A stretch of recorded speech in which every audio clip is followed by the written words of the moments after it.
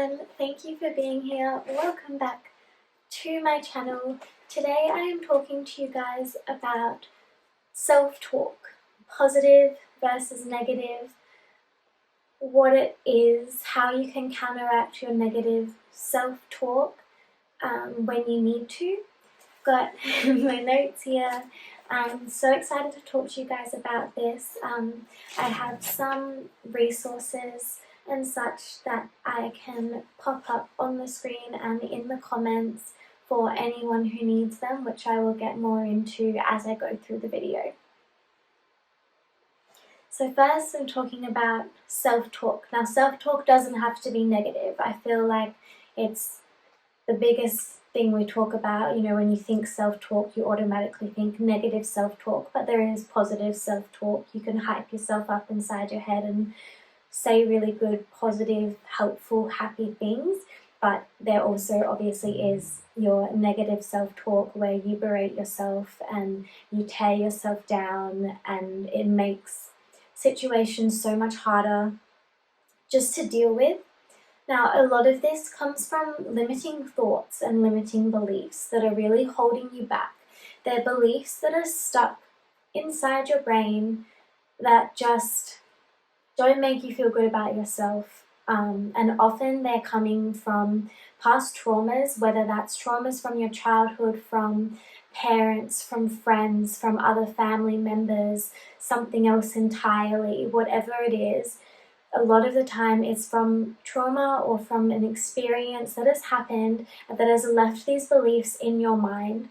For example, if you're a child and you are with your parents and they're mad about something and they snap and yell at you, and as a child you take that as, I'm wrong, I did something wrong, or I'm not important. You could take something different away from that situation, but either way, you're going to take on the blame. You're going to take on that responsibility, and that can cause different beliefs to form in your mind, especially from kids from the age of about 2 to 7. It's prime time for you to create these core beliefs, these limiting beliefs, all these beliefs that are forming in your mind. And so a lot of things come from there and we aren't even really aware that they are there.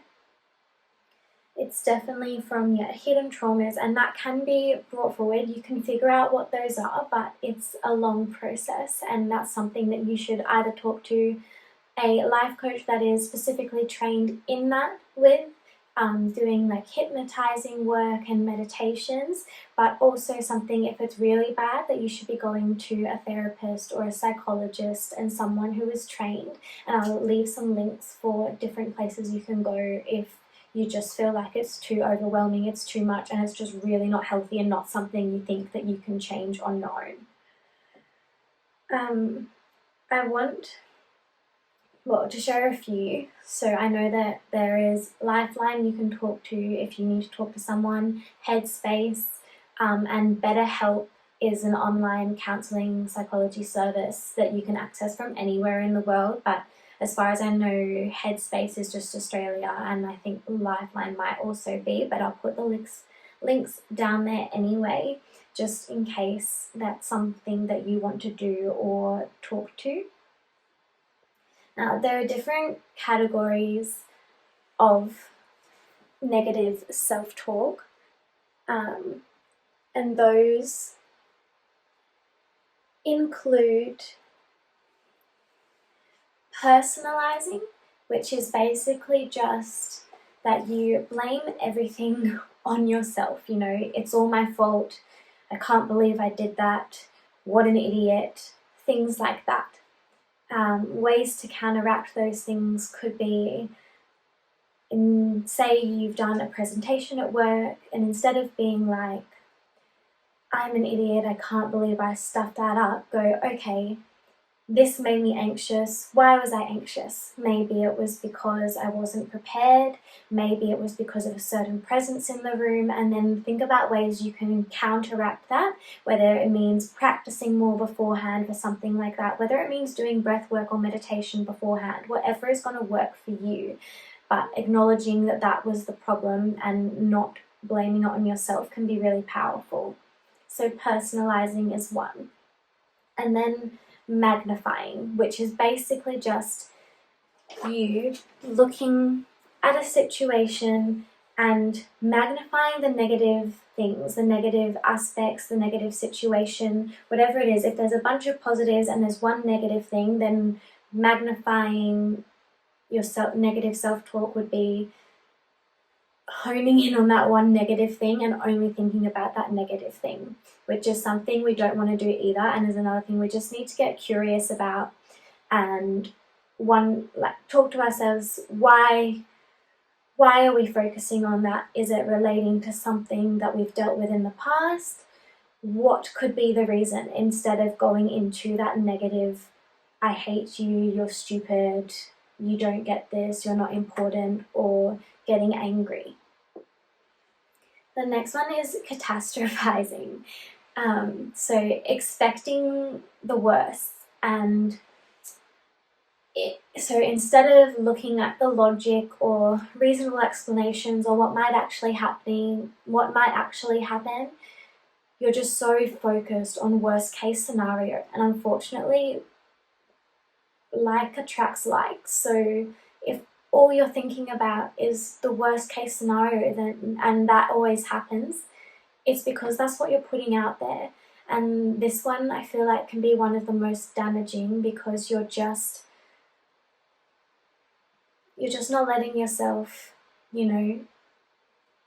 think that anything good can happen for you. And you really need to turn that around. For that one, I feel like journaling or saying out loud, using mirror work where you talk to yourself and think about all the positive experiences that could happen. So whether you go and talk to others about things they have, like if it's a similar situation and they have gone through it and they've had a positive outcome, look at them, look at expanders, people who have done the things you want to do and have gotten a positive outcome from it. Don't just look at the negative things, but try and see the positives and what can come out of it. Write down positive things, write down what you're grateful for, and that can really help in those situations. And then the last one is the polarizing category, which is seeing the world, one way or the other, good, bad, black and white, very, nothing in between. It's almost like your way or the highway. This is what I believe, so this is how it is, and that's not going to change. And that's one that you really need to focus on thinking about how you can change.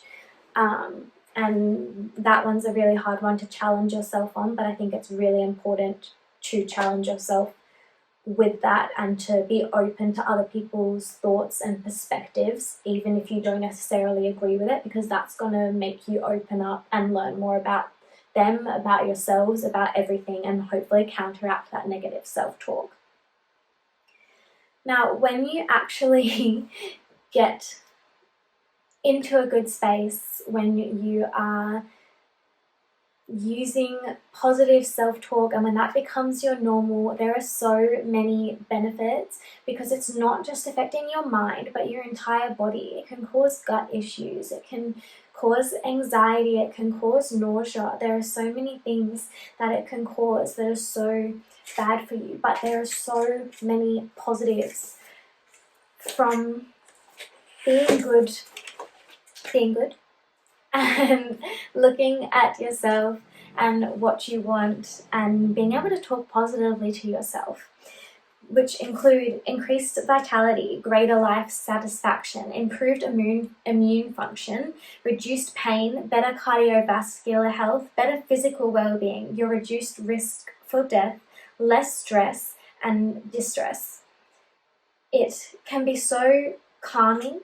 It can help you just have a more positive outlook on life, but not only that, it affects your emotional, physical and social health. And I think that's really important to consider and look at. Now, when looking at and challenging these thoughts, I have a booklet that I've made I'll show you up here. If you want, you can comment below, put your email address, and I'll send the booklet to you. There's little things you can fill out and do for yourself, and little ideas on how to help yourself, and little exercises that I've created for my practice clients as a life coach, which would be amazing for free if you want to use that. I also wanted to share with you one idea that's really helpful. If you love Pinterest boards as much as I do, then here I did one, and it's called Happy Words. So all positive affirmations, everything happy, everything joyful in there. If you just need ideas on how to turn the thoughts you have around and make them more positive, then create a board like this, print them out, pop them around, have stickers, whatever. If you can put them on your car, if you can put them on mirrors, and talk to yourself looking at these messages every day, put sticky notes everywhere with these amazing positive affirmations, and that can really, really be really helpful for you. And you can do this with mirror work, so talking to yourself in the mirror. But I also want you to ask for help if this is something you're really struggling with and you feel like you need it. And do the little things like surround yourself with things that make you feel amazing and joyful, and express gratitude verbally and written, whether it's to your dog, whether it's to your cat, a fish, whether it's to the air, to nature, to your partner, to your family, to your friends, or just to yourself in the mirror. Just show that you are grateful. And also things to do are just slow down, and some fun things I love to do are yoga, Pilates, dance, breath work, going to things like chirotherapy and spas, whatever makes you feel good. Do those things because you are worth it, and it is so important to help change these negative thoughts and beliefs, and it starts with you, and it starts with your mind. And it's very hard because the processing power in our brain, the subconscious mind is about 3 to 5% processing power, and the conscious mind is 3 to 5% processing power, and the subconscious mind is about 95 to 97% processing power. So that is a massive difference. So 97% versus 3%. Your subconscious mind is only 3% of your processing power. Subconscious mind, 95, 97%, and that's why a lot of our traumas are hidden. That's why a lot of things come up without us realizing they're there. But I want you all to be so strong and to counteract these negative self-talks and just keep moving forward, and don't be disheartened if it doesn't happen straight away, because making habits it's not going to happen overnight. I've been working at this since I was in high school. I'm 22 now, and I think it's been like 6 or 7 years, and I'm still working at it every single day. And even people who you follow that are expanders, who own their own businesses, are still going to be working through things like this, but it makes it easier if you can pick up these steps along the way, know where the thoughts are coming from, and be able to just react with curiosity instead of anger or hurt or sadness, and just be like, I wonder where that thought came from. Thank you so much for watching, guys. Just want to say I'm obviously not a therapist or a counselor just yet, and I'm almost qualified as a life coach, but if you need to talk to someone about this, then go to a professional. I'm going to link some things down below that can help you. Please reach out if you do need just to chat to someone or talk to someone. I am taking practice clients for my life coaching, which is completely free at the moment for the next month or so, which just means that if you want someone, I guess, to talk to vent to, knowing that it's not a licensed therapist or counsellor, but you think that might help you, then definitely let me know. As always, be true, be you. Have an amazing day or night whenever you're listening to this.